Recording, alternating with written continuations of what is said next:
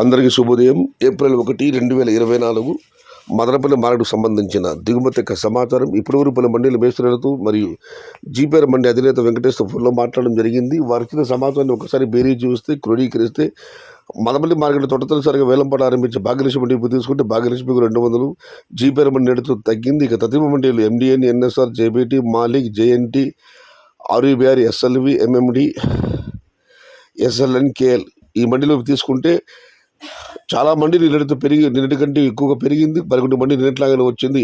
మొత్తం మీద చూస్తే భాగ్యలక్ష్మి మండి అయిపోతే దిగుమతి ఇవాళ నిన్నటితో పోలిసి పెరిగింది. అటు తీసుకుంటే టీవీఎస్, ఏఎంఎస్, పవన్ రెడ్డి, కేఏకేజెన్, ఎస్ఎంబి, జేకే, మణికంఠ, ఐవీసెల్ ఇటు తీసుకున్నా కూడా చాలా మండీలకు నిన్నటి కంటే పెరిగింది. మరికొన్ని మంది నిన్నట్లాగానే వచ్చింది. కొన్ని మండీలకు మాత్రం తగ్గింది. ఇక డౌన్లో పాతలు కూడా ఇవాళ దిగుమతి పెరిగి మొత్తం మీద చూస్తే మదనపల్లి మార్కెట్లో ఇవాళ నిన్నటితో పోలిస్తే దిగుమతి బాగా పెరిగింది. చాలా మండీలు పెరిగింది ఇవాళ దిగుమతి.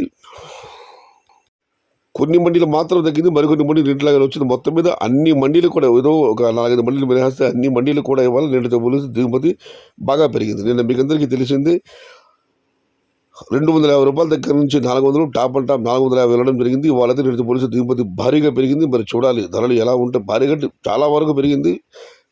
ధరలు ఎలా ఉంటాయి, ఏ మేరకు ఉంటాయి, ఇది ఈరోజు మదనపల్లి మార్కెట్కు సంబంధించిన దిగుమతి యొక్క సమాచారం నచ్చితే లైక్ చేయండి, షేర్ చేయండి. Please subscribe my channel. భవదీయుడు సయ్యద్ షహతా. జై ఎన్టీఆర్, జై తెలుగు తల్లి, తెలుగే ప్రాణం, ప్రాణమే తెలుగు.